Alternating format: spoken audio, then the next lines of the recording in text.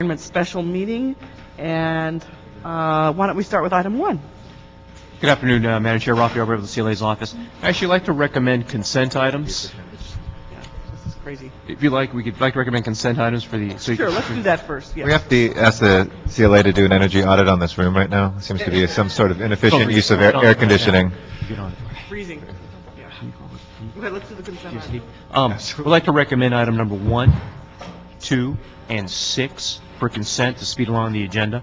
Item 1 relates to Hanson Dam Environmental Awareness Center Fund, and 2 is a CLART's status report, and 6 is a PROPO report status.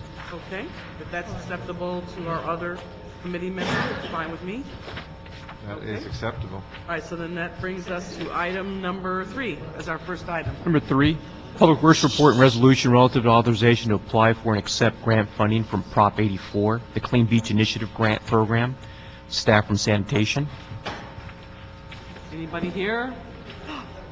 There he is. Your favorite? I know. Check out that top. That's on the side.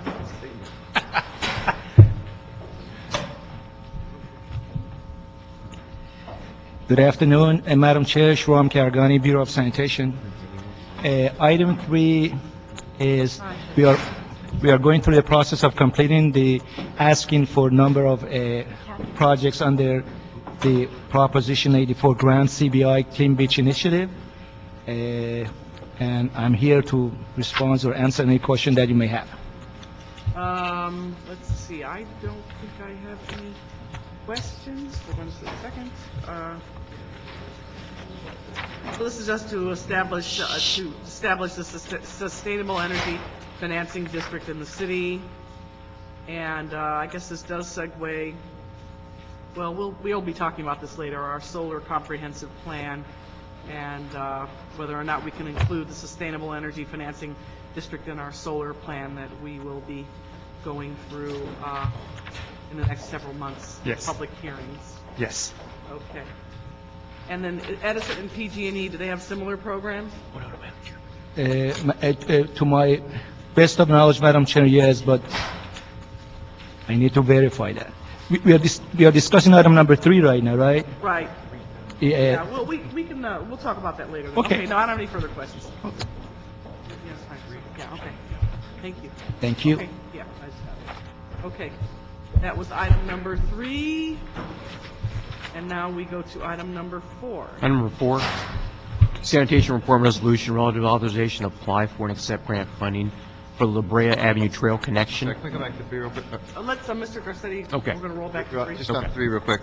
I know it's been a while since we've done an overall kind of TMDL status, but while you're here and as well relates to this, are we still in compliance with all TMDLs? Because I want to make sure, because I brag about it when I'm out there in community meetings, but if we're ever not, I want to make sure I'm not saying it wrong. I would say yes, but, I would try to qualify my words saying that trash TMDL strongly yes. For bacteria TMDL, for Santa Monica dry weather, strongly yes. Yeah. The rest of them,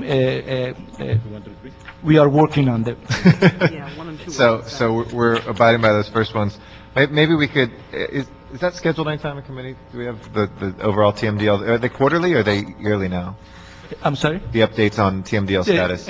We have our bi-monthly report that, once we schedule that, Bi-monthly. before Okay, all right, well, I'll work we with the could chair provide the on that. briefing.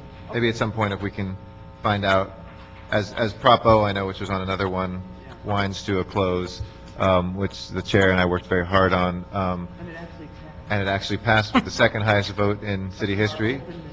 Absolutely, because of openness and transparency. And also, it was second only to which bond? This was the highest one right now. I second to, this is the 77% almost. Anybody? Highest bond in city history? All right, sorry, I'm acting like Tom LeBlanc. It's the zoo bond. The zoo bond. So zoo and water, the next. But whether we look at for our next round of funding, if some of the TMDLs, if we aren't on the schedule that we want to be, I think we want to start looking at what funding sources we have to continue cleaning our water. I would be happy to. Okay, all right. Okay. Thank you, Madam Chair. Okay, thank Now you. you have And a we're quorum. joined by Mr. Cardenas also. Okay, no further comments. There's no cards on that item. So now we have a quorum. Should we go back and ratify everything Sure, else? if you like. That was recommend approval on item number 1 and 2 as consent items. as well as item number 6 on Propo. Okay. All right, so that'll be without objection. Okay. That takes us to item number 5. Number 4. And that was approved on item number 3? Yes. Okay. Mr. Item number 4, Bureau of Sanitation report relative to receiving grant funding for La Brea Avenue Trail Connection Project.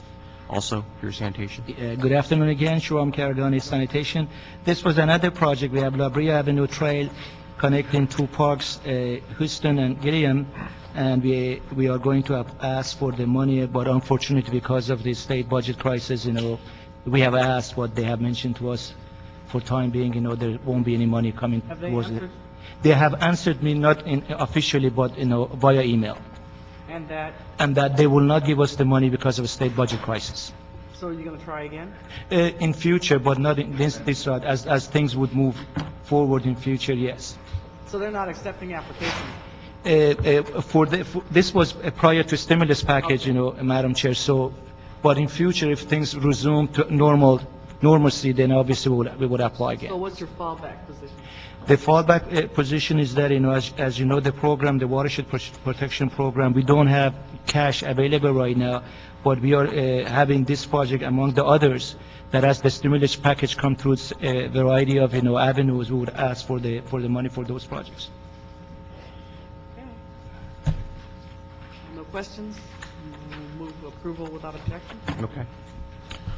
Item number 5 is a motion Smith Garcetti directing DWP to report on the feasibility of instituting a sustainable energy financing district program, similar to the City of Berkeley's program. We have staff from Department of Water and Power. I do have, why don't we let the public speaker speak first? Don't go too far, and I'll just call them up. Gerardo, is it Gerardo? I can't read your last name. Almeida. Joseph Serrato. You guys got to learn how to print. Dr. Clyde Williams. Come on, Dr. Williams, and then We're going to practice on developing, some initiatives. and Noel Weiss. Why don't you come on up Sit here down, and sit down. Good. Have a seat. I flunked lick in high school, but I was a 4.0 at the university. All right. I told that to Monica Garcia. Okay. All right, you guys got 2 minutes each. We're here to comment on sustainability and the solar initiative. We're not against solar or the initiative as it was. We think it's a great thing and a great opportunity on putting people to work. Now, giving the rights to one craft or one department, that was the wrong answer. Measure B was basically defeated because of that. People in the community were able to see that they were not going to be able to partake in the jobs at a full-time or sustainable. People in the community were waiting for these jobs. Now, when we went through the whole measure, nowhere did it say or guarantee that people in the community were going to be able to put to work. The Laborers Union is ready to put people to work in the photovoltaic installation, not the connection, just the installation. We have contractors signatory with us and contractors signing with us every day on the photovoltaic installation for the reason that they recognize 90%, or I would say 80% of the work is labor's work, mechanical work, and the other part is connection. For these companies to survive, they cannot pay an electrician's rate all the way around on the installation. The companies came to us after Measure B. They have some consideration of backlash of Measure B. They want protection from us at this point, and they want to be participating in the jobs in the Green Initiative in LA. Please, take the lead, put people to work in the community, and not just one craft. We have 5 crafts that are recognized in the state of California to do photovoltaic.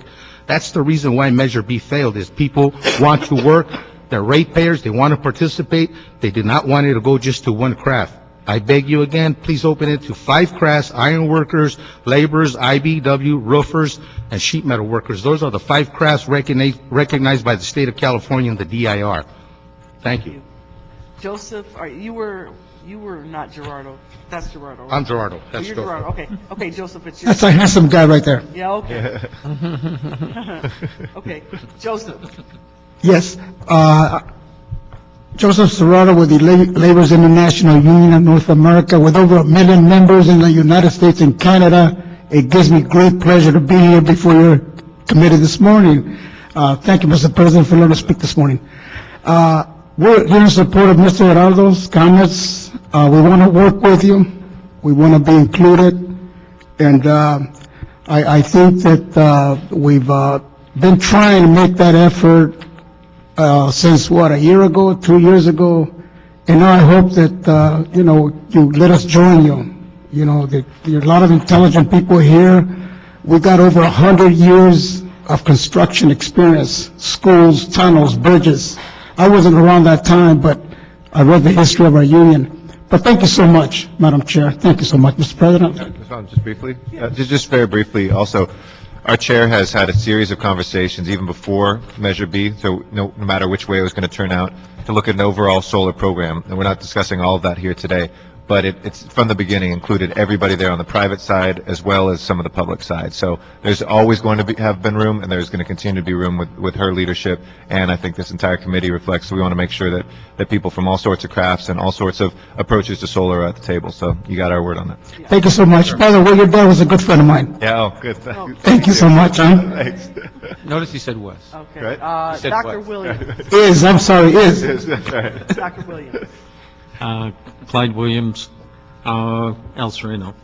Okay, I was against Measure B. I have been for photovoltaics for maybe 20 years.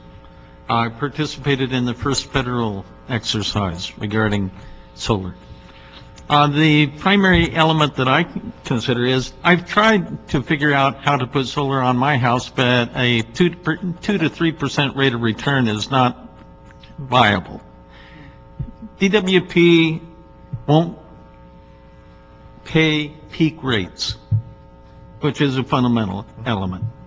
They don't provide you with peak rates for all of the electricity that you will generate. I would have to have air conditioning, a swimming pool, and a plug-in car to make it worthwhile at the residential rates.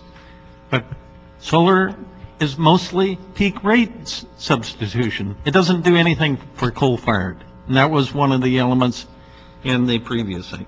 The sustainable districts will probably be somewhat like the million trees. Well, it's a good idea, but it basically becomes a lighting district. That's the closest similarity I could find. However, it tends to hide the costs from the people that are having the solar panels installed. It separates the accountability. Whose fault is it? So I would recommend that you investigate private partnerships with any of the public institutions or with the nonprofits. I would also recommend that you can do private-public partnerships, even perhaps with the neighborhood councils, where there would be some participation of the local communities in what's going on. So, against the districts. Thank you. Thank you. Mr. Noel Weiss. Thank you. Yeah, really, that's it. Time's up. And thank you very much, Mr. Westrick. Thank you for listening. A couple of quick comments. One, after having campaigned throughout the city against Measure B, this motion, respectfully, I would say is a great idea. AB 11 is a great alternative. However, what I would offer for a suggestion in terms of an amendment is to include a direction to the neighborhood councils or a request to the neighborhood councils, because they really do want to be included. I think part of the reason why Measure B lost was because they felt slighted. And there are a lot of good ideas out there. There are a lot of food for thought. So this is directed, as is normal, to Chief Legislative Officer, to the DWP Board. However, if you council people, if you reach out to the neighborhood councils with this, I think what's going to happen is you're going to build up the kind of consensus that you need. You're going to get some good ideas, because the Department of Water and Power, we know from the consulting report, PA consulting report, they're overwhelmed, they're overburdened. My experience in talking with the people from the DWP at these events afterwards, they're looking for direction from the council, but I think if you combine your political consensus and your leadership with that of the neighborhood councils, you're going to get a lot farther, a lot quicker, than if you just do it the traditional way. And that's just my recommendation to you. And thank you very much. Thank you. Could I have a slight comment on that? You can have 30 seconds and that's it. No, 15. DWP has liaison agreements, MOUs with the neighborhood councils. Measure B showed a total failure of that system, because DWP doesn't really want to inform the neighborhood councils. They want to only find out what's happening. Thank you. Okay, that's the end of our public portion of this item. Now, if we can have staff come to the table. Oh, yeah, of course. I believe we have a representative from the council office. Would you like to go first? Thank you. Thank you, Madam Chair and committee members. This motion asks the DWP to look at the City of Berkeley's Solar Financing District program to help homeowners defer the cost of the capital purchase of solar panels over the life of their mortgage, perhaps a 20-year period, different financing mechanisms. One of the things that we had hoped to do in addition to the solar, and we've been meeting with the Council President's office on this and also with your own office, is to introduce other efficiencies into this legislation, including other things that might require initial capital expenditure, like a solar water heater or double-paned windows, et cetera, into a similar financing mechanism where there might be an efficiency rather than just a creation of kilowatts. Good afternoon, council members. My name is Bill Glaus with the Los Angeles Department of Water and Power. I manage the solar energy program at DWP. Thank you for having me attend here and talk about this a little bit. We are somewhat familiar with the AB 811 program that was introduced in Berkeley last year. In fact, about a year ago, we prepared a short report on that program that had not yet begun. Essentially what this is for communities like Berkeley who are served by an investor-owned utility. It allows a financing mechanism for the local city to assist in paying for a solar installation that might go on to a residence in that city. And this the financing would be covered or paid for through property tax assessments. In our report that we did last year, we looked at this, and it's a unique program, very, very interesting program. I think it's a good option for us to investigate. One of the things that we did look at was that because we are a municipal utility, we offer financing programs right now to our customers. Right now, it's only on a commercial basis, but we feel that this could be expanded to the residential program as well. But these are all things that we hope to investigate over the next 90 days. We are going to be preparing a report to City Council, to our board and to City Council on our LA Comprehensive Solar Plan. We're going to be holding public workshops coming up. We have not set those yet, but probably in the next 4 weeks or so, we'll be holding public workshops where we'll have the neighborhood councils as well as the business community, the solar industry, and the environmental community, as well as the labor community, come in and provide input to the plan as the mayor has introduced. And it is a comprehensive plan. It's not just Measure B. It is looking at all the various programs that we either have in place right now or are proposing to have in place. And part of that will be looking at financing mechanisms for our customers. Have that ready in 90 days, you think?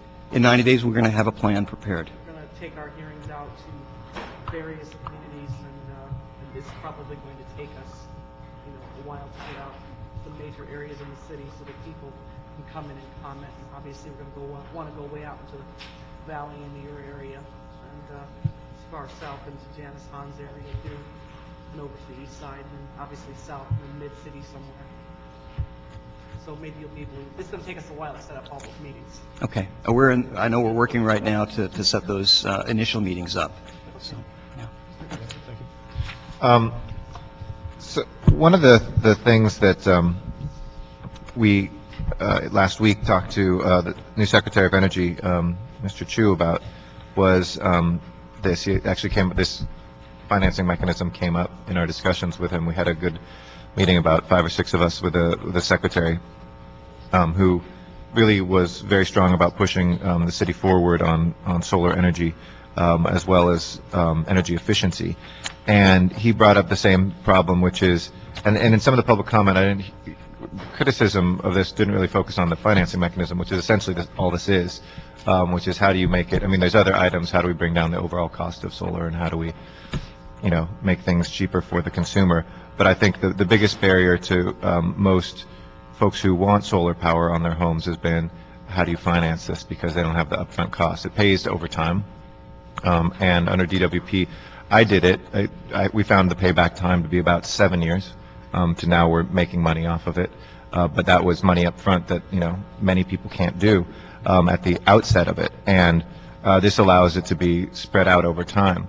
I think the recovery money, we're having our first meeting next week on the ad hoc committee on the economic recovery package to look at this. But one of the things I think DWP and the work group that we're setting up around energy and environment, working with the Housing Authority, Housing Department, and Community Development Department should be lead on is how do we use this mechanism for a whole host of other things. So it's very nice to talk about that as well, Ms. Burnson, because I think if we can look at some of the money that's coming in, if we're going to get an allocation on energy efficiency, let's say hypothetically for $500 million in a combination of public housing and private housing, if we can use that as loan guarantees for some of this, we can see that expanded 20 or 30-fold. And then we're really talking about economies of scale here in Los Angeles where anybody can start getting double, pane glass, where anybody can start looking at solar paneling. And I think that federal money will really help us bring that down. This will help it make it be the equivalent of, it spreads it out a longer payback period, but at a smaller amount. But if we can make that, somewhere between 5 and 10 years at the smaller amount with the federal money there too, I think we're going to really see a lot of bang for the buck. So I would just ask the CLA to help in that work group coordinate some of this as the financing mechanism to see can we use any of the federal stimulus money to help do some loan guarantees on any of this so that we could see this go to many more people as well.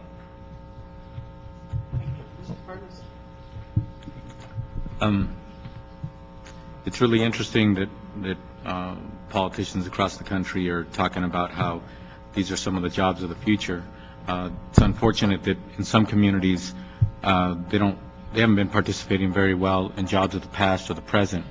So what I see as an opportunity here is for the department to collaborate with other entities within the city to understand how this can be not only a job performance program where skilled people actually are participating and can participate in the installation of these facilities on people's homes, residences, but also an opportunity for organizations to be able to create job training programs for these skilled jobs. So I know Garcetti, you co-authored this, and to Councilmember Smith, the representative, I would like to see the department make sure that they include in this what other tertiary opportunities there are that are certainly consistent with all the rhetoric that has been flung around when it comes to green jobs, not only in the city but across the country. So I think it's important for us to keep that as a component of this. So on the report back from the department, I'd like to add an amendment that they include a component of getting back to us and letting us know whether or not this is the kind of program that can actually sustain or promote that kind of activity as well. Okay. Will do. Any other comments? So without objection, we'll move that item with the amendment from Mr. Pettis. Thank you. Thank you. Okay. Next Thank you. item, I believe, 6 was continued. Back to consent. Consent, yeah. Yeah, that's right. So we go to 7. Item number 7 is motion Garcetti Perry directing DWP to report on the feasibility of mandating that new construction developments include installation of water-efficient plumbing fixtures. I do have one card on this item from Joe Padalago. Is there a Joe? Come on up, Joe. Why don't you speak first?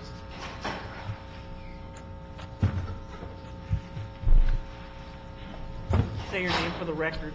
Sure. I'm Joe Catalago, and I'm with the Building Industry Association. We serve LA and Ventura counties. And we just had a general comment on this motion. With the city's new green building ordinance combined with the LA County's new green building ordinance and the state's new green building standards, there are bound to be a lot of similarities. Such is the case that we saw with this motion. Last July, the State Building Standards Commission adopted the First in the Nation Green Building Standards, which includes an in-depth section detailing requirements for indoor water conservation through various measures, including water-efficient plumbing fixtures. Also in the Lead for Homes checklist with the green building ordinance here in the city, it's also part of that program.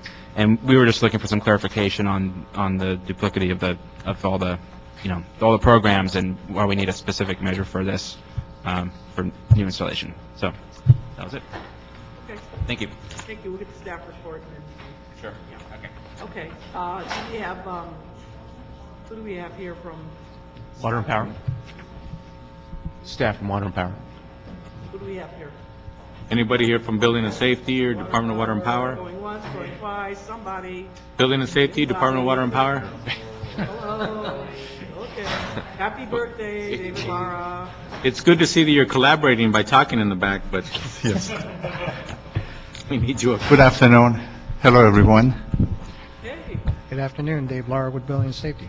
I'm Richard Bag with Department of Water and Power. Okay. I have a question. We would like to report back on this item in about 60 days.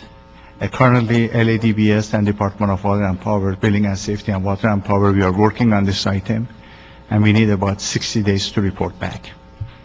Okay, what about you, Mr. Lara? What do you think? I think 60 days is reasonable, given the fact that we're in the midst of some various code revisions and discussions. We need to kind of bring that into the fold because there's a lot of people that we consult with on this, everybody from the city attorney to industry to the advocates, and so we'd like to have some time to help us bring that all together, and we'll be ready with a report back at that time. Mr. Cardenas, do you have a question? Yeah.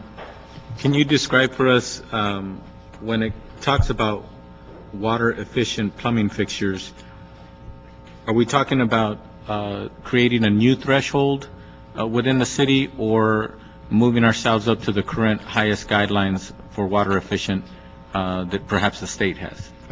I can probably answer that just as the person who wrote it. I was focused in particular that we went further on it, on waterless urinals.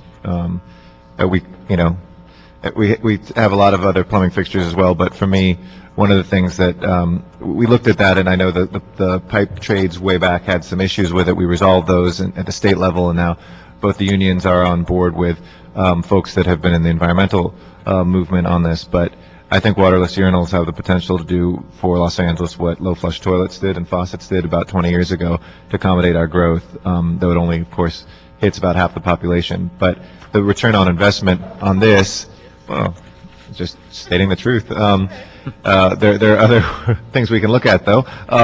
But for here, when we looked at a building in Century City, for instance, the return on investment was a single year for the costs. That's how dramatically and how quickly and how much water is used from a urinal in a commercial building, is that within a year they paid for costs and they're making money again by year 2 off of the water here. So as we're looking at water conservation efforts, there's a couple other ones, but I appreciate coming back in 60 days. It shouldn't, and I know there's a lot that's happening, and the public testimony mentioned some of the state stuff, but that hasn't been formalized yet at all. And if the state adopts this in an aggressive way, I don't think the state of California is going to mandate in commercial buildings anytime soon waterless urinals, but I think that we have the potential to do this. And we've seen it. I think Staples Center has them now. The Rose Bowl has them. There's some other places that have been big one-offs, but really, I mean, especially in bad economic times, not only is this jobs, but it helps our building owners save money while conserving water. So that's what the motivation was for this. It would be more helpful, Councilmember, in light of the timeframes. We could probably do 45 days in lieu of the 60 days. That's more workable. Both departments? That's fine. 45 days is fine. Okay. And then the gentleman back there, Mr. Condelago, if you could just take him aside and hear his question again, too, and incorporate that into your Certainly. response in the report, that would be helpful. Okay, will do. Okay. Yes, Mr. Carter. Yes, thank you. Now, so we're talking about standards, both residential, commercial, just across the board? Yes.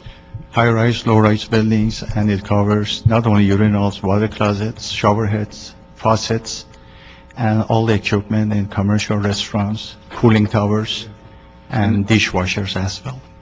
And then also, it appears that it actually covers the issue of when a property is resold, in other words, not new construction, and it actually changes hands, where we may be exploring requiring that they be retrofitted with the new higher standard fixtures? Well, what we are doing currently is new construction and retrofit together on the ordinance, Councilman Ordinance.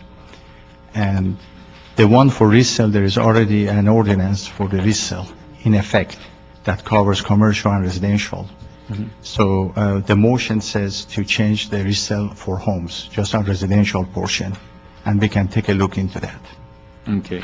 So, But again, the high efficiency talks about 1.2 gallons per flush versus 1.6 for resale, which is in the ordinance. So it's about, so building and safety, your involvement in this would be, these are regs that come out of your department? Well, these are regulations that we would enforce through the... Okay, they would be enforced by your department. That's But who would be recommending the standard level within the city departments? DWP, Okay, DWP, you would be recommending the standard levels, correct. minimum levels. And also, we have worked in joint venture with building and safety on the standards as well. We have evaluated all of our buildings for new and existing to make sure these standards are applicable. And DWP wouldn't be involved in inspecting, that would be left to... That would be Right, be and like- actually, Councilman Cardenas, we are amending the Los Angeles Plumbing Code that building and safety has the authority, and there has been a proposal under Rule 38 to change the current plumbing code so we can move along.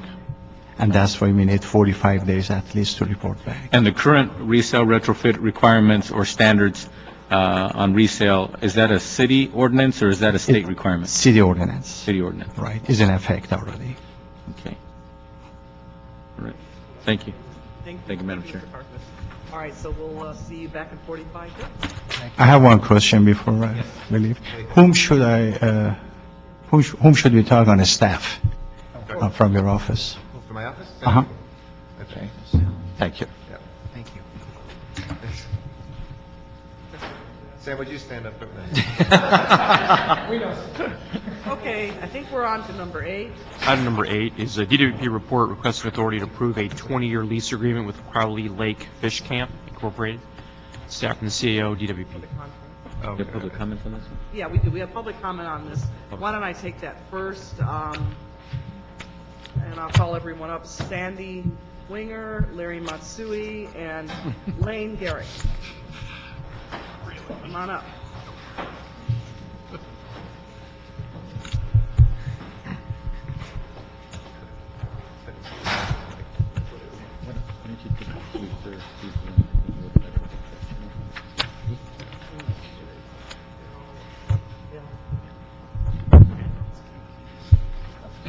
Council members Perry, Garcetti, Cardenas, good afternoon. Your name again? My name is Larry Matsui, and I appeared before this committee on December 16, 2008, to request that you review the manner in which this RFP has been conducted by the LA DWP. I'm here before you today to make the same request. My partners, Jeffrey and Josephine Conaway, and I were one of 2 parties that submitted proposals in response to this RFP. Crowley Lake Fish Camp, the current operator, being the other. A major decision was made by DWP during the RFP process to delete a key requirement of the RFP, specifically the requirement to provide proof of insurability. Crowley Lake Fish Camp requested that this provision be eliminated, and DWP complied. I asked the question why. The RFP was released with the requirements that DWP deemed necessary and appropriate. The RFP anticipated that potential proposers might be providing similar services and therefore only required them to provide a certificate of insurance for the operations involved. Providing a certificate of insurance is a very easy thing to do. On the other hand, proposers who were not operating a facility were required to obtain insurance quotes, a much more difficult task, which we did. Now, why would Crowley Lake Fish Camp request that this provision be deleted when all they had to do is to comply is to provide a certificate of insurance? Why did DWP agree to remove this requirement? The response that has been provided by DWP is that they have the authority to change requirements of an RFP and that it is not unusual to do so. That does not answer the question why, especially when the drafters of this RFP provided 2 sets of compliance requirements. It is my opinion that the decision by DWP to remove this requirement from the RFP was done to accommodate Crawley Lake Fish Camp because they were not able to comply. Another area of controversy is the scoring of our respective proposals. I believe that the scoring does not accurately reflect the quality of our proposal and experience of our team, especially considering that my partners managed the lake for Crawley Lake Fish Camp between August 2000 and December 2003. Okay. Lastly, we have been denied our right to due process. Yeah, you can submit your packet as part of the official record, and I think we all have copies of it. Okay. Okay. But the last part is, it wasn't part of that letter that I submitted, because it just now occurred, which is... How much longer is this going to take? How about if you, how about a minute? Then I have to give everybody else the same amount of time. Okay, then I'd just like to make this point because I think it's important. Okay, I'm going to give you 30 more seconds. Okay. Okay, that's Okay. We've been denied our right to due process, which is the right to an appeal. The right to an appeal has been an area of confusion, and has been communicated to me that once approval was received from the CAO's office, that I would be notified and provided materials, the evaluation materials to review, and given a 10-day period to file an appeal. That hasn't occurred. On February the 24th, I received a letter from Mr. Albert Stevens acknowledging receipt of a letter that I submitted to the Board of Commissioners on February the 12th, that they would comment. 30 seconds, it. Ernie. Okay, thanks. You can still submit it for the record, even though I'm sorry? you can still turn that in for the record. He added some more stuff. And if you want to write out what you just added, there's plenty of time for you to add it and put it in the record. This was from the letter, right? You were reading from the letter? This part is not the part that deals If with... you want to write that up while you're here, and then we can have them make copies for us to read. I can just submit this if Yeah, that'd be that's fine. appropriate? That's fine. Okay. All right, so now everybody else has to have 2 minutes and 30 seconds. Go ahead. They don't have to use it, right? But they get allotted that. Okay. Okay, Mr. Let me just Winger? run down the clock, Madam Chair, because it doesn't have 30 seconds increments, so I'll just run down the clock and stop at 2:30. And Fine, that's fine. Okay, Mr. Winger and then Mr. Garrett. just- Chair Perry, Wait, just a minute. Let me get down to 2:30, and then we'll start again. Or you can have them stop speaking in 30 seconds. Huh? I haven't do the math. You ready?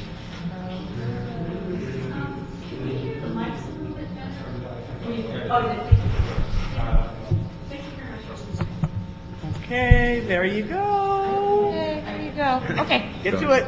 okay, Chair Perry and members of the committee, thank you for the opportunity to speak here. I want to emphasize first that I'm here as a constituent, a user of the fish camp and the facilities, and I have been for 30-some years, and receiving no compensation or in-kind funding of any kind for speaking here today. My family and I have been using the Crowley Lake facilities for many years. My children were 4 or 5 years old. They're now 40 years old. I just wanted to say that ever since the Frederickson family and the Crowley Lake people took over the facilities from the DWP approximately 15 years ago, they have done an absolutely outstanding job in supporting all the people who use those facilities, especially the ones from Los Angeles. Those facilities have been improved beyond anyone's imagination over the years. And I'm really here to say that because of all the work that they have done, that I ask this committee to truly consider and support the DWP's determinations and recommendations to approve this contract for another 20 years. Thank you very much. Mr. Garrett. I'll be brief. You don't have to restart. I won't use all that time. Thank you. Good afternoon, committee members. Thank you for the opportunity to say a few words. I'm Lane Garrett. I'm the manager at the fish camp. We worked really hard to create a proposal that was representative of our commitment to Crawley Lake and the facility there and our users, and to our level of experience and expertise in the recreation industry. We worked really hard on that proposal. It was, a heart and soul kind of thing. And in the interest of saving time, I'd just like to say I'll answer any questions that you might have at this time, if there's anything I can clear up for you from from my perspective. Otherwise, that can be it for today. Thank you. Thank you. Okay. Now we have our staff presentation from DWP.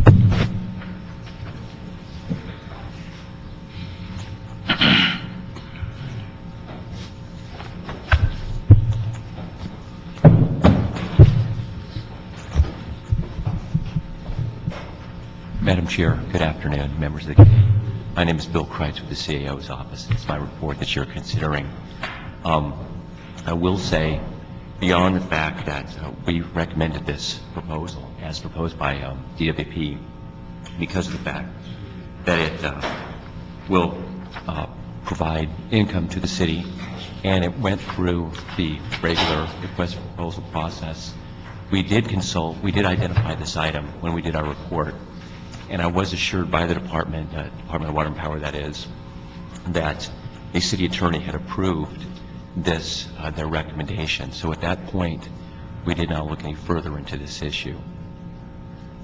Say that, I couldn't quite hear the beginning of what you said. I would say that we did identify this issue during the course of our report, and I was assured by the Department of Water and Power that the city attorney for DWP was in agreement with their recommendation and the selection of the proposer. And identifying the issue of? That there was a concern by the other proposer. That they may not have gotten a fair deal, or that they had a question about. Madam Chair, it's with regard to the proof of insurance requirement, which was deleted from our. I'm sorry. Yeah. That's just correct. wanted Yes. to get to the specific issue. Yeah, of course. Okay, yeah. When she's done. You want to ask it now, you want to let Was she going to add Yeah. anything? Are you going to present?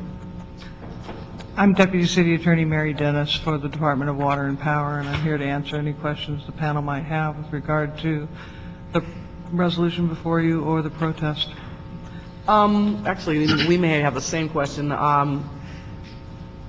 There has been a complaint lodged regarding the removal of the proof of insurability requirement from the RFP process, and I wanted to know whether the basis of that complaint was valid and if the department has addressed that matter.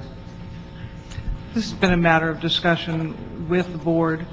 The requirement was removed as a result of receiving information from, I'm sorry? You can do the mic. The requirement was removed as a result of staff receiving information from Crowley Lake Fish Camp's insurance representative, who basically said that at that point in time, i.e. before the bidders had made their proposals, to guarantee insurability at that point in time was difficult. The department then made the decision to remove it from the requirements of the RFP and the scoring process at that point in time, being assured that these bidders, once they put in their proposals and if they were awarded the contract, would then have to prove up insurability at that point in time, and that has been done. So that's the way the department addressed the matter, correct? Correct. And both the proposers were informed of this before their bid proposals were due. Okay, so the reason you're bringing that up is because you're indicating that they had a chance to revise their bid then, because everybody was informed before the requirement was changed? That's correct, and they could respond to it or not respond to it. Okay, now, the prior lease with the fish camp expired over 2 years ago, I think in February of 2007. Do you know from internal reasons why it's taken so long to conduct this RFP process and come up with a new lease proposal? As it was explained to me, was each year there's a long preparation process for the fishing season that opens in May and goes throughout the summer into the early fall. We decided that while the lease was being negotiated, to go ahead and have Crowley Lake Fish Camp stay on in their current capacity as the lessor on a holdover basis to allow the fishing season to continue uninterrupted until such time as this had been approved. Mr. Cardenas. I'm reading here the response in my notes from the Department of Water and Power regarding the protest regarding the proof of insurance. And it says, during the RFP response period, a question was asked regarding the RFP proof of insurability requirement. And proof of insurance ability and proof of insurance while going through the RFP process, to me, are two different things. Insurability, to me, means that if you were to obtain a contract as a result of being chosen, then at that point in time, you would then have insurance in place. You made it sound like a few minutes ago, at least I interpreted from you, that for some reason the department determined, along with the city attorney's office, that having insurance during the RFP process was not necessary.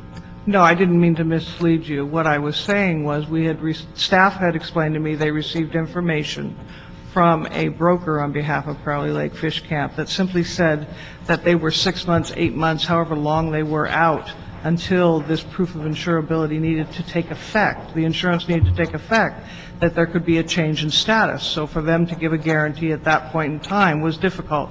In fact, they were not sure that the insurance company they were dealing with would actually be willing to do that.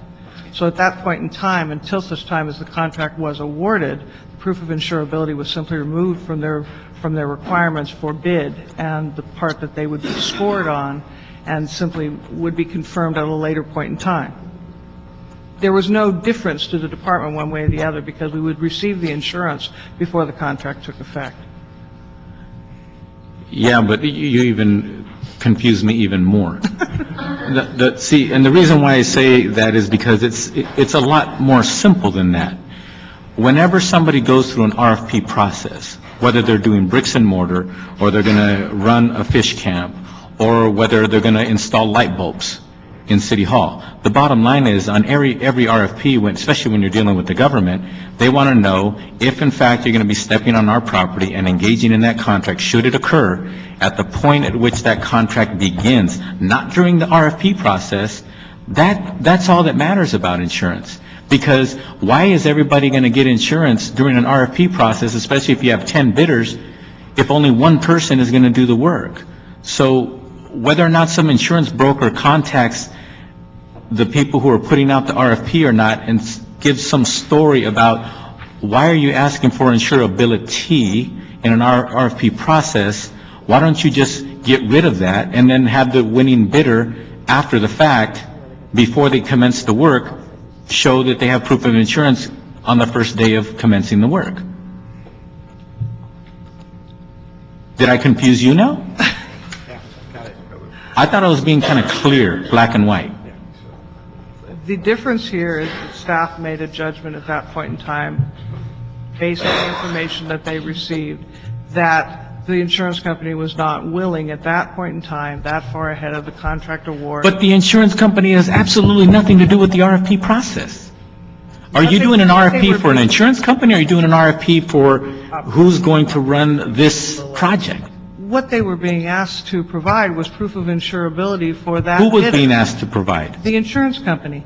No, the insurance company wasn't being asked. We don't communicate with third parties. We communicate with the people who are doing the RFP. Who was applying for the RFP? Was it an insurance company, or was it the people that were going to run the camp? It was the people that were going to run the camp, but in order to provide proof of insurability, they had to contact their insurance broker. Absolutely. Insurability, not proof of insurance while the RFP process is happening. That's correct.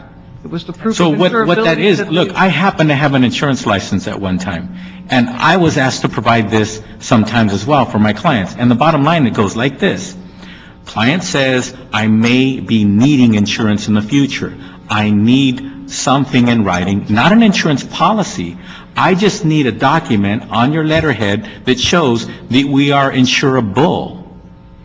Do you understand what I'm saying? Yes, I understand that. So my next question, not that I'm done with that part, but my next question is this. At what point in time during this RFP process was this determination by the party that put the RFP out on the street determined that the insurability proof requirement was removed from the process? It's my understanding it was removed about 2 weeks before. The answer to bid- this is very critical. So if somebody needs to step up and give us an accurate answer, I would really appreciate it. Who might you be? This is Gene Sofel, From? Department of Water and Power. Water and Power. Okay. Aqueduct section, and it happened about 2 weeks before the RFPs were due. Okay, it happened 2 weeks before the RFP process closed, right? In other words, people getting their bids in. They still had 2 weeks to get their bids in. That's correct. And what method did the department use to notify all potential bidders? I believe we did notify them by email, or they're personally contacted. And you notified both parties, all parties. I don't want to assume there were only 2 interested bidders. You notified all parties that the department was aware of that had either inquired and/or anticipated putting in a proposal. Yes. Okay. And your recollection is it was either done by email or by some formal contact with the contact person from those, at that time, potential proposers? That's correct. When was the RFP, how long was the RFP process open? Between the time that people said, okay, the clock has started, and by X date, the proposals are due? I believe it was about 2 months, July of 2006, the RFPs notice went out, and they were due, I believe it was the beginning of October. October 06, they were due. Okay. So,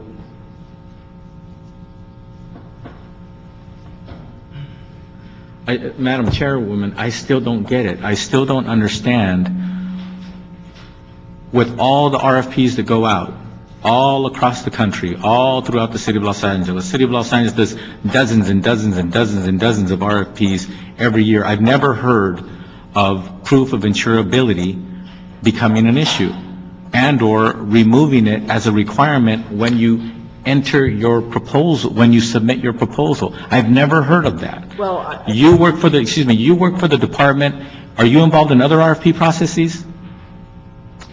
Occasionally, yes. Occasionally. On those occasions, do you recollect or recall, or are you aware of proof of insurability being removed from an RFP process, during an RFP process, other than this one?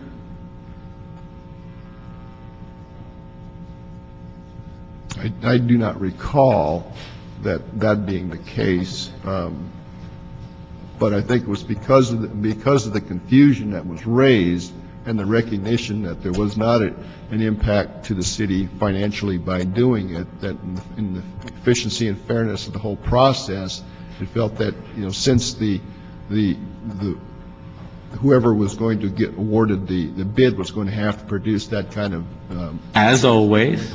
So it was felt that it was not a clause that needed to be in there in terms of judging who was going to be the best candidate qualified to have the lease and run Crowley Lake Fish Camp. My next question, Madam Chairwoman, I was hoping not to take so long. I apologize. No, it's fine. It's just getting... The appeals process here, the appeals process in this particular case, was it a standard process, or was it particular to this particular bid? I would say this particular bid, and the reason for that being it had been years since we had put any lease out for RFP in the Inyo County area, and so we were still, at that point, developing our process for this. So I'm talking about the appeals process. Are we looking at a standard DWP appeals process, or this particular one had an appeals process attached to it in case there was some kind of appeal on this one? Because in the presentation that Mr. Matsui made and the documentations that we have, one of his contentions is that he was not respected, or the appeals process was not respected in his particular case, and the appeals process was not handled as written, or the standard, or what have you, for the appeals process that he understood existed. As I understand it, the DWP's appeal process is at least 10 days before the board meeting. The bidder should receive a package of all of the competing bids, and this would be after the lease was finalized and the recommendation was ready to go to the board. That's pursuant to case law, that it's turned over at that point in time. He was given a package, as I understand it, I believe it was did you say Monday or Tuesday before the board meeting. Is that at least 10 days? So it's at least 10 days or within 10 days? It was within 10 days. But what is the requirement? At least 10 days or within 10 days? I believe the policy as it currently stands is at least 10 days. And did he? I really don't know, though. Yeah, but see, that's my point, and that's what really gets me upset, Madam Chairwoman. We are the body that is to finalize this. The board takes a vote. In the city of Los Angeles, proprietary departments or city departments, if there's any appointed body that actually approves something like this, they take a vote, okay? An appointed body, not an elected body. Then the city council has the authority, and 99% of the time, it shall go to the city council for the city council's final vote, the elected body. And here you're sitting before an elected body, and I think I've been asking some pretty straightforward questions, and I appreciate your honesty that you're not just trying to wing it, but you're saying this last answer was, I'm not sure. I appreciate that. But the thing is, you're before the body that's making the final decision. And I can't make a decision on my vote. I don't control anybody else's vote. I control my vote. I've been empowered this way by the people who elected me in my district, and I have a responsibility to know what I'm voting on. And I don't feel comfortable, especially when I happen to understand RFP processes from having been a businessman and now having been a legislator and now being a council member, and this seems quite odd to me, that proof of insurability was considered negated or removed in the process, and now we have this before us, and I don't know if somebody's been egregious or not. My concern is the fact that it was removed during the process, the proof of insurability requirement, and I'm wondering why that didn't just trigger a shutdown on the RFP that had been issued and then reissue a whole new process. So that you keep the process free of a perception of, I don't know what a good word is, manipulation or, changing in midstream, changing the requirements. And one way to do that is to say, okay, shut that RFP down, here's the new one, and we start from square one with XYZ requirements. And I'm wondering why that didn't happen, because that would have avoided all this today, I think. I believe that, we felt by putting out that notification several weeks before the RFPs were going to be opened and they were submitted, that we were being open and fair in the process and making sure that everybody knew that was the case, and that would not be something that they would be graded on, because again, it didn't really address the issue of who was going to be the most qualified to have the lease. I'm done. I know where my vote's at. Move forward with it without recommendation. No. No, I'm going to make a motion to reject it. You guys don't have to go along with it. So one clarify one thing. Is it proof of insurability that was removed, or proof of insurance? Proof of insurability. What was your answer? Proof of insurability. Hold on just a second. And that's what was removed. Yes. And explain to us one more time the logic behind removing that. The amount as well. The amount. The amount? The amount of the original, and then what the proposal. The insurance requirement amount, apparently it was just shared with me, from $5 million. Went from $1 million to $3 million. In the initial RFP process, it was asked that they show proof of $5 million, correct, at the beginning of the process? That's correct. 3. I thought it was 5. No,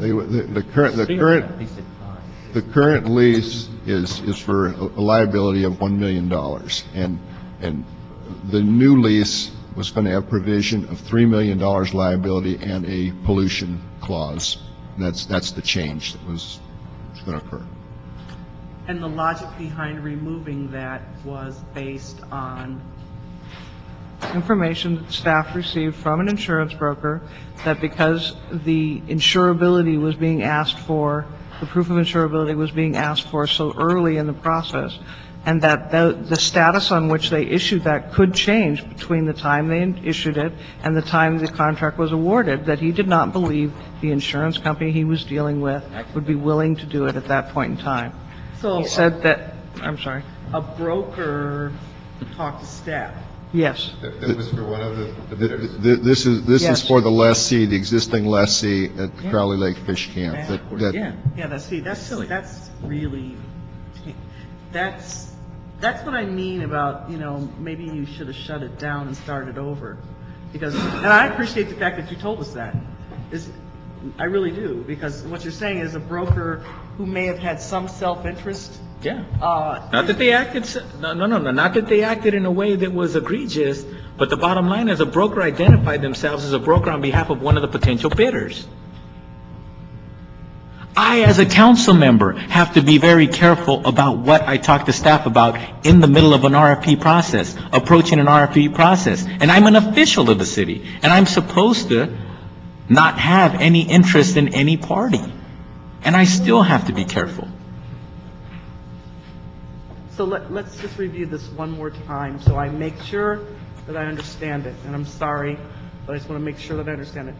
A broker who had a relationship or connection to one of the bidders brought to staff's attention that the amount of potential insurability needed to be increased? No, it was a matter of timing as the issuance of the proof of insurability, as I understood it. Because it could possibly change. Correct. Okay, and this broker had some nexus to one of the bidders.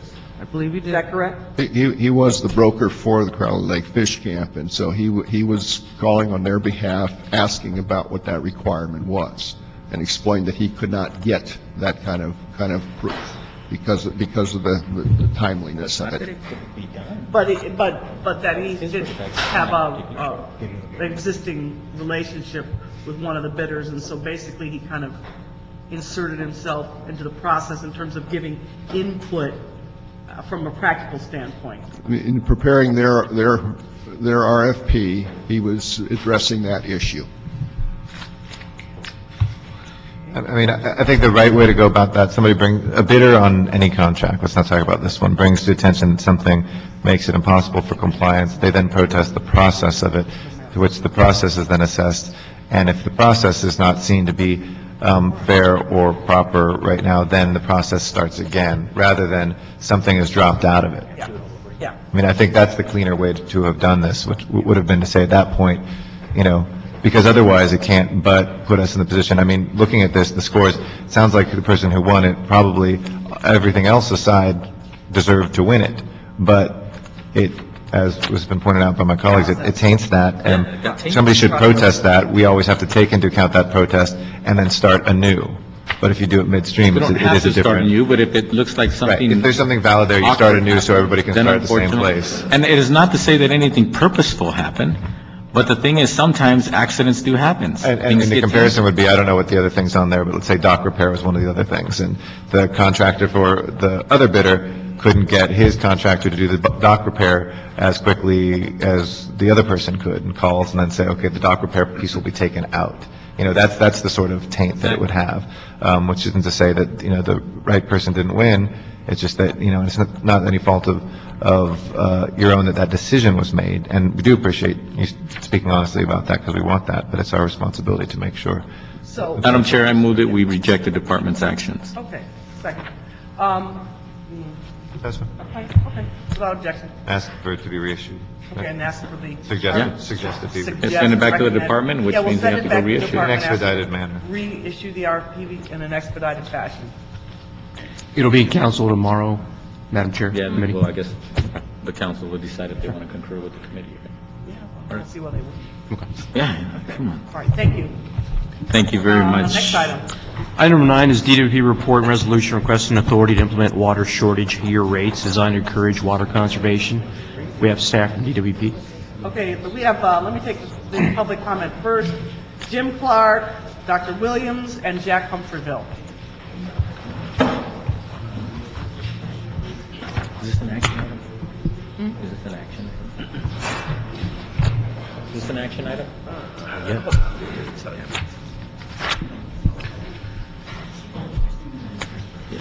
No. And Dennis isn't going to be here. Okay, go ahead. Jim. Okay. Jim Clark, Partner Association of Greater Los Angeles. I'm concerned about the Commission's, the DWP Commission's proposal and plan to conserve water here in the city of Los Angeles, especially when it comes to our members. 2/3 of the people in the city, almost 2/3 I should say, are renters, and 90% of those don't pay for their own water. The owners of the buildings pay for the water, and they have no control really over consumption. There are some tools that they can use, but those have been done. I mean, these rates have been going up, quite drastically over the last couple of years, and our members have put the low-flow toilets in and the slow appliances, and so we just don't think that this plan, the way it's written, is going to work. By penalizing owners who don't have control over the consumption of the water in their own buildings is wrong. And to think that someone who doesn't pay for a commodity would be incentivized to conserve it is wrong. We would like the committee to hopefully order a review of this particular proposal and find a better solution. We think a better solution would be a ratio utility billing system, where we could bill residents for the water they conserve, and when they get that bill, they'll understand, how vital it is to conserve the water to keep that bill down. If you pay for it, you're going to conserve if the prices are threatening to go higher. Thank you. Thank you. Doctor? Clyde Williams, El Sereno. And you want DWP to be in charge of sustainable districts? I was in the board meeting for Water and Power, and their staff could not explain the billing and how it was going to affect everybody. There's nobody exempt. As they say, low income and lifeline consumers are not exempt. But they have the chance to reduce their flow and not pay any more. However, the way it's set up, everybody's going to get a bill before they can even get anything installed to reduce their rates. So there's, you might say, a windfall revenue generation involved here. I believe also that there is a drought and that there will be further rate increases as they go from 15 to 20 to 25 probably by, say, November. They aren't doing the outreach to tell people that it's coming. Their commissioners could not understand the rate impact upon a single bill as explained by the billing department and the quotes outreach department. So they have not informed any of the neighborhood councils through the quotes MOU liaisons with the neighborhood councils. So everybody's going to be affected, and there's not enough timely distribution of, hey, here's what it's going to cost you. You have to know that it's going to cost you something and ask them, how much is my rate going to be increased or my consumption going to be reduced? As a senior citizen, our rates are already down because we don't consume much. All of our gardening is mature. I respect the rental problem also. But DWP has done a basic failure in getting this program over. Mr. Humphreyville and then Alex Q. My name is Jack Humphreyville. I'm with the Greater Wilshire Neighborhood Council, and I'm the representative to the DWP Committee and the DWP Oversight Committee. I'm here with very mixed emotions. I do buy into the routine that we do need to conserve, not only during these tight times, but also during times that of plenty. On the other hand, I'm somewhat upset at DWP in that we have not had a really very good, we have not received really good data that you can analyze and go over, review and analyze. We had a presentation on March 14th. A lot of platitudes, but no facts. The only facts that we've gotten on our bill is through a press release where it was going to be $298 for the Tier 1. Tier 1 was going to go down 15%, and that the Tier 2 was going to be 74% higher than Tier 1. But we had no comparisons. You know, a press release is not the way to do it. Questions. Are these rates revenue neutral or contribution neutral by sector, multifamily, residents, businesses, government entities? If there's a surplus, are there going to be rebates? Let's say there, you know, as opposed to having a 15% shortage, we have a 5% shortage. Will there be rebates? What is the impact of excess development densification on these water rates and our rate shortages?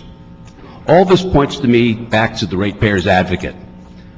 We need somebody out there, so we're not arguing about facts and figures as we've been doing over the past year, whether it's the Huron report, whether it's the PA consulting, whether it's rate increases, whether it's the rate restructuring program. We need hard facts. And what a ratepayer's advocate would do would review and analyze the operations, the finances, and the management of DWP so that everybody would have a better understanding of what's going on. And that not only includes me, but it also probably more importantly includes you guys who are the decision maker, or part of the decision makers, and it also includes the Board of Commissioners who I think could benefit by this also. Thank you. Thank you. Mr. Pugh. Thank you. My name is Alex Pugh with the Los Angeles Chamber of Commerce. No business organization has done more on the issue of water conservation and water supply in Los Angeles than the Chamber. We've been active locally here supporting water efficiency gains and changes, as well as up in Sacramento. And in looking at this, I understand from that lens that we all need to feel the pain in this drought situation. But I do want to express concern that 15% cuts across the board may not be fair to businesses who are suffering already in this economic downturn, and encourage you to look at discretionary use first and to remove as much water use in those areas, such as watering your lawn for residences, other discretionary examples, and not take it out on businesses who may already be as water efficient as they can be. Okay, thank you. Now, DWP staff.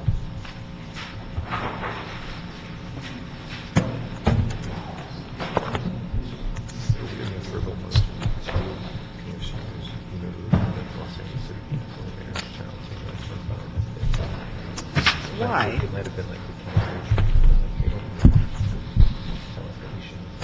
Yeah, whatever. We don't have to. Okay. Good afternoon, council members. My name is Jeff Peltola. I'm the acting chief financial officer for the department. With me, I have David Hotchkiss from the city attorney's office, Tom Erb from Water Resources, and Greg Black, head of our rates and planning. What I'd like to do to start this off is to just let Tom Erb go through and talk about the water supply situation a little bit, and then I'll walk through the water shortage rates. There should be a presentation that came with it. I can see you have the front page of it, and there'll be some data that we'll go over. Okay, good afternoon. We've had a deteriorating water situation in California for the last few years, and this year is actually worse than the previous year. I'd like to give you some statistics about that. So the average snowpack statewide currently is about 83% of the April 1st average. Last year, which was considered a dry year because it fell on the heels of other dry years, last year at this time we had over 100% of the snowpack. The Eastern Sierra, which supplies our Los Angeles aqueduct, is also below average. The state water project allocation is something every year the Department of Water Resources allocates water to the state water project. They just raised the level to 20%, and they said it's going to stay there. Last year it was 35% at this time. And that affects how much water the Metropolitan Water District can get from the California aqueduct. So it's limited to 20% of their contractual amount. We now rely on the Metropolitan Water District for over half of our water. In an average year, we estimate we would need about 53% of our water from the Metropolitan Water District. We used to get much more water from the Eastern Sierra, but with the environmental restoration programs in the Eastern Sierra, we now only get about a third in an average year. But in a year like this, we're even more dependent on MWD, and in a situation where MWD does not have the water supply, does not have an adequate water supply, there's a certainty that DWP has to then have some kind of rationing for water. The Metropolitan Board is considering what they call allocations, which essentially is rationing water. They're expected to take an action at their next board meeting in early April. We believe that it will likely be a 15% allocation that the Metropolitan Board will adopt. We've been meeting with our city representatives on the Met Board and discussing this. On February 27th, the governor declared a water shortage emergency, and in doing so, he stated, he says, "This is a crisis just as severe as an earthquake or a raging wildfire, and we must treat it with the same urgency." The City of Los Angeles customers have been asked to voluntarily conserve water, and they've been doing so at about 5% over the last year and a half. But that's not enough to get us out of the water supply shortage that we're currently facing. So that's a brief overview of the water supply situation. And council members, if I could, what I'd like to do is give a little bit of background on our current water rates that will address some of the questions that were asked. The DWP water rates are really used as an industry standard for progressive rates that encourage conservation. They're 100% volumetric, so in other words, they're all driven by the volume. There's no fixed charges for those. Each customer has a water budget established for that customer, and that water budget is based on the number of people in the household, the lot size, and the temperature zone by zip code of where that customer is. From this, an allotment is made of how much water that customer should use using good water practice as of the early 90s when this was established. That will be the Tier 1 pricing. Beyond that volume, customers will go into the Tier 2 volume, and you'll see some of that when we get through it. The three main features of the water shortage year rates are, one, revenue neutral compared to the financial plan that we had approved for the board, and I'll go over those specifics. The first tier pricing formula remains... To be clear on that, this is not a money-making venture that we're looking at? Correct. It's just a cost-neutral venture? Cost-neutral venture based on... I just want that to be stated, because sometimes we go to point two before stating that clearly before we hear from folks. And what that means is that the amount of water volume that we're looking for in our financial plan is now substantially reduced. However, our cost to provide that water really is the same, so we receive the same amount of revenue, and I'll walk you through that. Again, the first tier pricing formula will remain the same. So in other words, anybody who's within their water budget, their prices will not change, and we'll show some specific examples of that. They will not get higher bills. And the specific request or the specific question that the doctor brought up, which you brought up with the board, if you have senior citizens that are using good water practice, and they should be well within that Tier 1, and we'll show some data that shows that. The volume for the first tier is reduced by the declared shortage, and declared shortage by the board right now is 15%. And so to the extent, just for the sake to make it easy, if a Tier 1 was 10 HCF, that customer will now get 8.5 HCF at that Tier 1 pricing to encourage that conservation. And for a greater conservation signal and to be the financially whole, as we talked about, the second tier price is increased to cover that additional revenue and to drive that conservation. So if we look at the water shortage presentation that everybody should have received, and if we go just quickly to page 2. Are there extra copies of this? Yeah, there are extra copies that I think we've got. Oh, wait a minute. Sorry, which page were you referring to? Go to page 2. 2.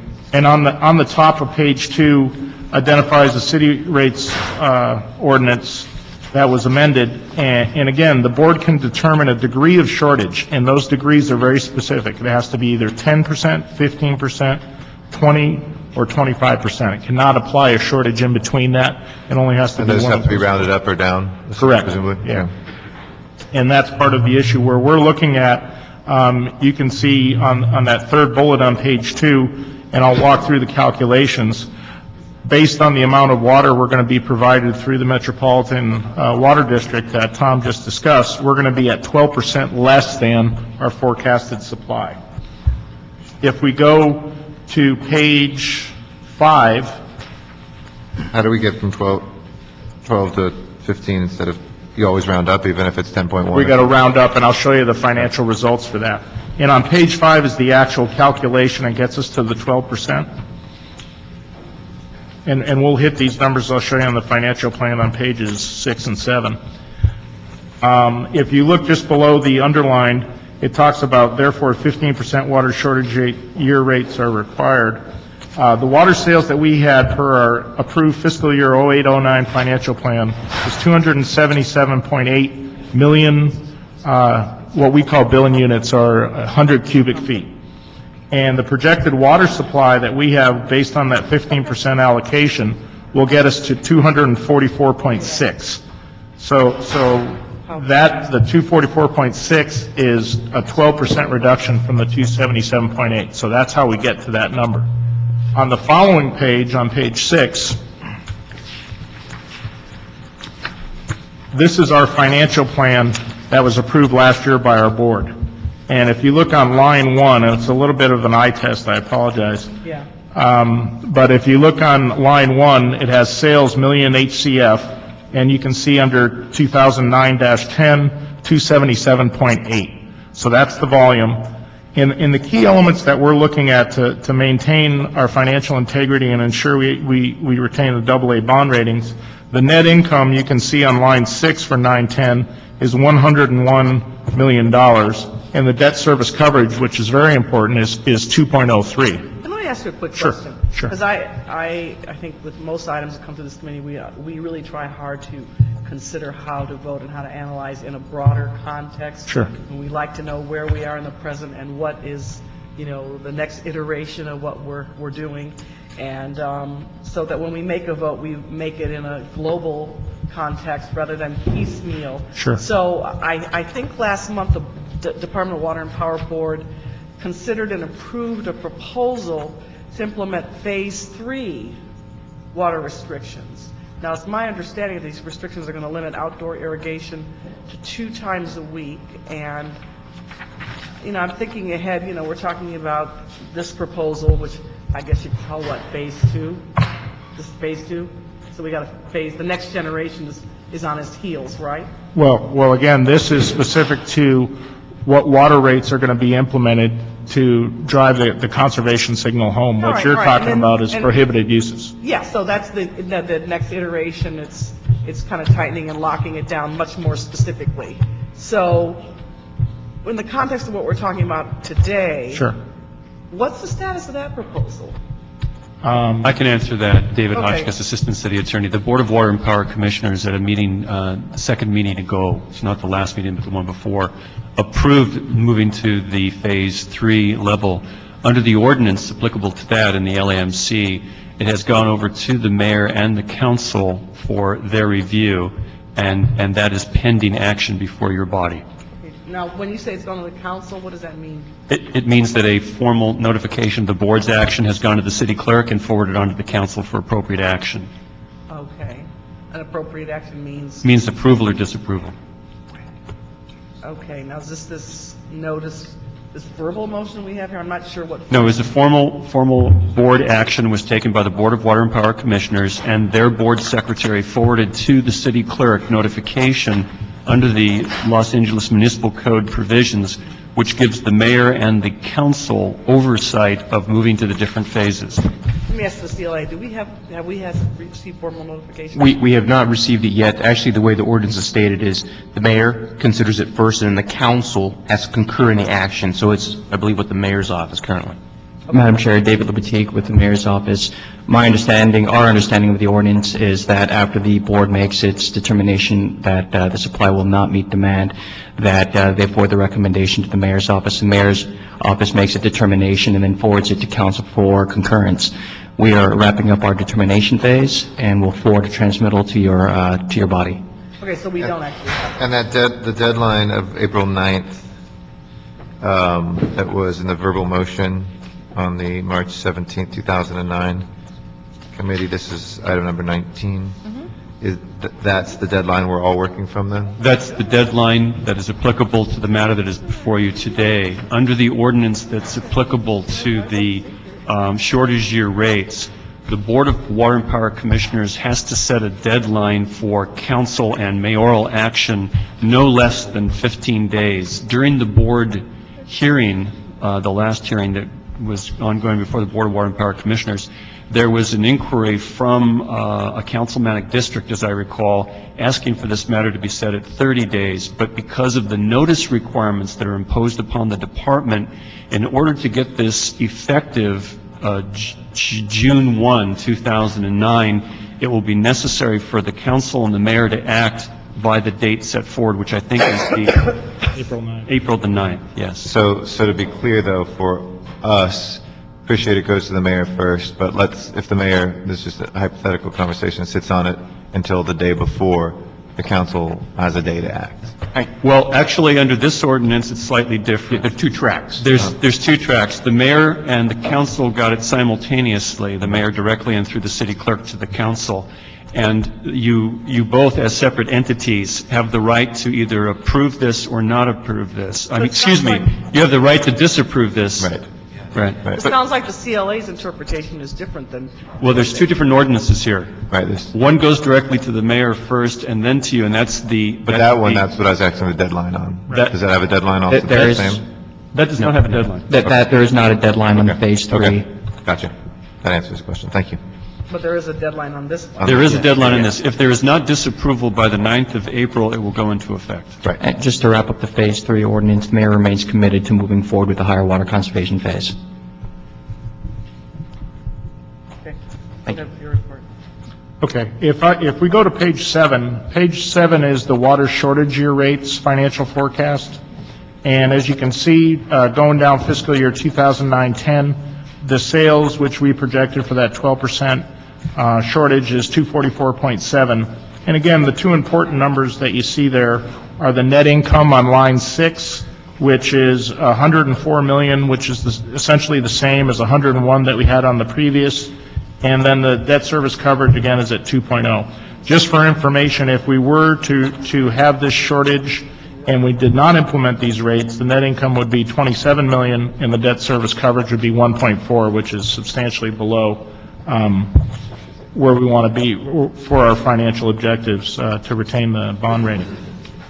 If you look at on page 9, and this really goes to the overall distribution of customers. Again, if you recall, the first tier has been reduced by 15%. The second tier rate has been increased by 44%. And what we're showing here on page 9 is a distribution of the customers. These are the low-income, single-family residential customers. If you look at this distribution, what you see is to the left, 94% of all of our low-income customers will, if they conserve by 15%, will see their rates stay the same or go down. To the right is 6%, obviously. The next customers are Lifeline, and these are our seniors, and that's 97% will see their rates stay the same or go down if they conserve by 15%, and to the right is obviously 3%. On page 11 is single-family residential customers, excluding the low income. If these customers reduce their consumption by 15%, 85% will have their bills have no change or go down 15%. Does this stay cost neutral because these folks up here are paying so much, they're such super users? Correct. That's exactly what it is. So any of the customers, and what you can see, like on page 11, when you look at, you can see the median increase for 15% is $5 per month. That's the median increase. So what that means is half of those customers that are going to pay more are going to pay less than $5, half are going to pay more. And what we see in the distribution is you get those customers on the high end use a lot more water. Those are the customers that will have And the median customer overall will show a decrease. Right, because you've got 85% of the customers, if they conserve 15%, will see a reduction. Let me just interrupt. Is there Sure. someone up here from the CAO's office? Has the CAO reviewed this? I would just like to, okay, you know what I want to do? Because I think we need to have Sure. disinterested party. CAO, can you just review this report and do a fiscal analysis for April the 8th in council? And now we don't have a quorum anyway, so we're going to have to forward this without recommendation. Unless you have more questions. We can do that. We can meet with them and go through this and show them the... I would like to have that on the record. And then April 8th does provide us with the time. The only other thing that's missed, oh, okay, sorry. I didn't get to page 13, commercial and industrial users. Right, yeah, that's the last. I would like to just point out page 12, which is multifamily residential. Again, we had a specific speaker on that. To the degree there's a 15% reduction, over 99%. And you can see that distribution is quite a bit below that, would see a reduction.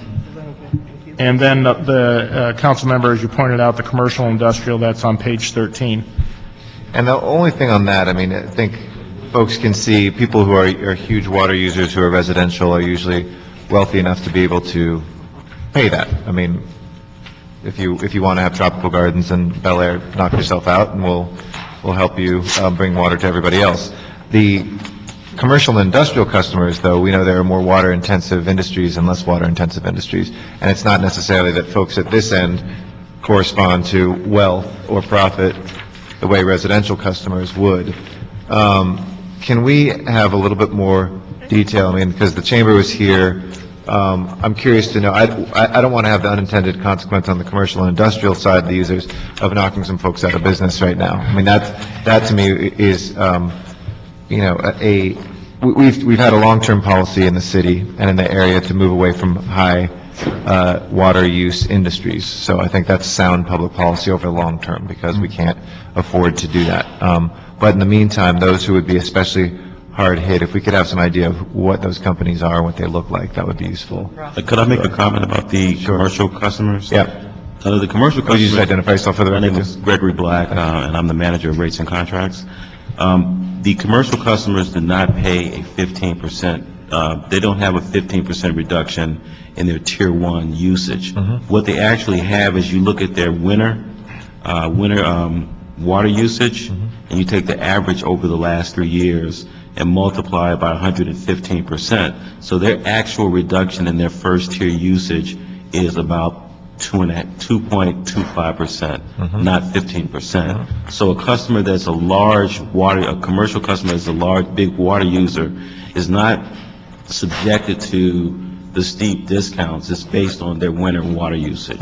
So I wanted to kind of make that clear. I appreciate that. Okay. All right, so I'll reiterate or repeat my request that the CAO work with your department to provide an objective fiscal analysis of what your report proposes here. Have that ready for April the 8th, which will afford us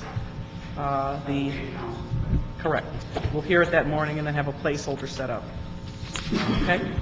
Okay. Thank you. Very much. Just as a point of notification, I received this morning a copy from the State Water Resources Control Board of a notice to all entities, including municipalities, of a limitation that will be imposed on all diverters of surface water. And the City of Los Angeles is one of those that relies extensively on surface water diversions. And I wanted to know whether you wanted copies of this for your record. Sure. Thank you. Yeah, if you want to give it to the clerk there, and then she'll just give it. Okay, now, this is, give one to her for the public record. Yeah, the official public record. Thanks. Thank you. This marks the end of the agenda. We will now go into public comment. I have 3 cards. They are Jack Humphreyville, Harvey Seltzer, and Christine Rowe. If you want to come up here to the front table. Jack Humperville, Harvey Stelzer, and Christine Rowe. Okay, Mr. Humperville.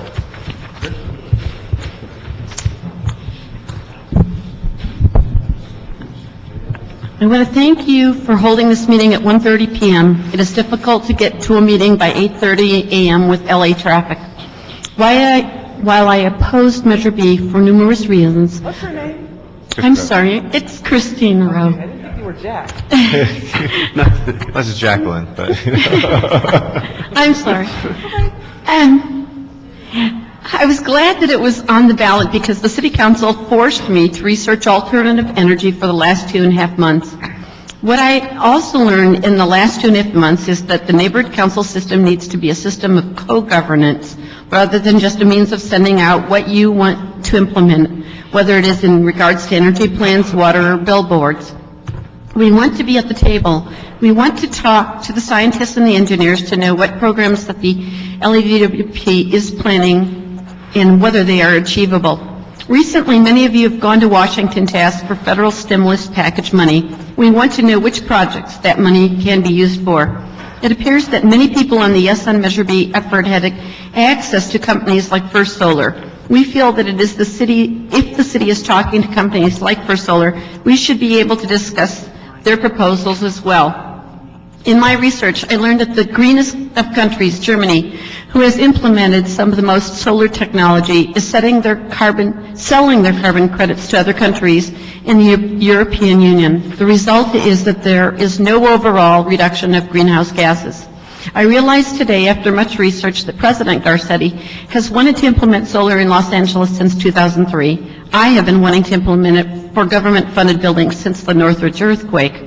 I asked for the opportunity to have a small group of interested parties, including Soledad Garcia and others of the LADWP Advocacy Committee, meet with you to talk about the concrete plans for alternative energy that are moving forward. Meetings with the LADWP have no meat and potatoes. Okay. Thank you. If you want to leave that for the record, you can do that. Okay. Now Jack Humperville. It's me again.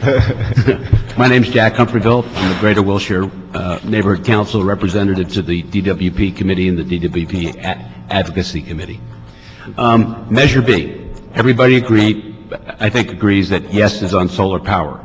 There are a lot of reasons why people didn't like Measure B, whether it's because of the charter, the process, the exclusive nature of the contracting, or the basic lack of knowledge. What we're proposing is that we develop a comprehensive plan that can then, comprehensive plan in an open and transparent manner. This does not mean going into the DWP black box and all of a sudden having a PowerPoint presentation come out. Rather, we'd like to be able to, the neighborhood councils would like to be able to confer with DWP and, confer with DWP and have some real meaningful input. Other people at the party should also include private contractors, the building trades, other government entities such as LAUSD with the largest amount of roof space in town, businesses obviously, and private landlords. We also think that they ought to consider feed-in tariffs. You may have seen several interesting articles in the New York Times and the Washington Monthly about how feed-in tariffs have been very successful in Gainesville, Florida, as well as in Germany and Japan. They've been successful because, one, they've created a lot of facilities and a lot of power generation, and probably more so, they've also created tons of jobs in a very quick and meaningful manner. With being out there, much more so than I would say that we would do with the DWP closed system.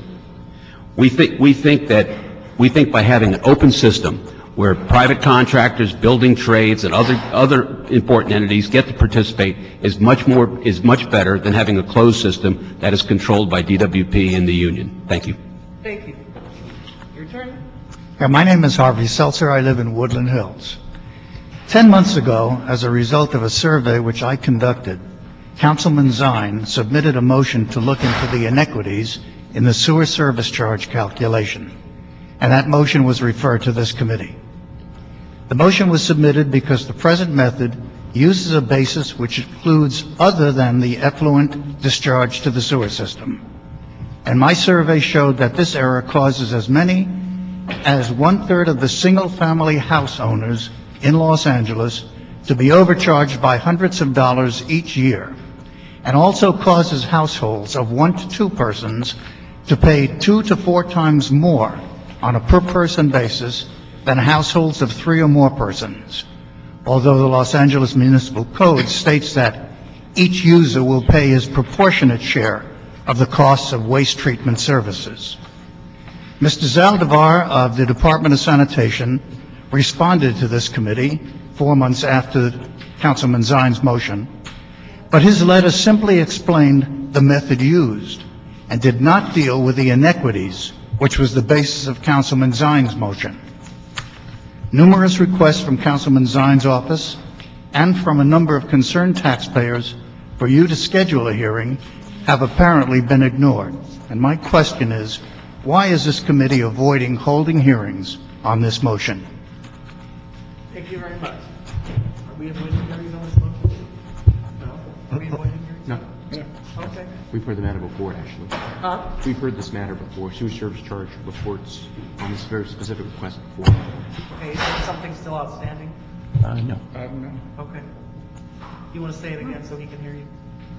We've heard the sewer service charge matter before, various times over the course of the past 3 years, actually. So there is a late report from Bureau of Sanitation. I guess we can, if the chair is okay, we can schedule that. But the point I was making was that the report by Mr. Zaldivar did not respond to Councilman Zine's motion, which was to look into the inequities, because the survey that I did showed these tremendous inequities in the sewer service charge. And that's why Councilman Zine submitted the motion. We could address it in committee. Why don't you just ask Mr. Zine whether he wants to schedule it? Sure. All right, because it's his motion. Okay, Thank you. All right, that marks the end of our meeting. Thank you very much.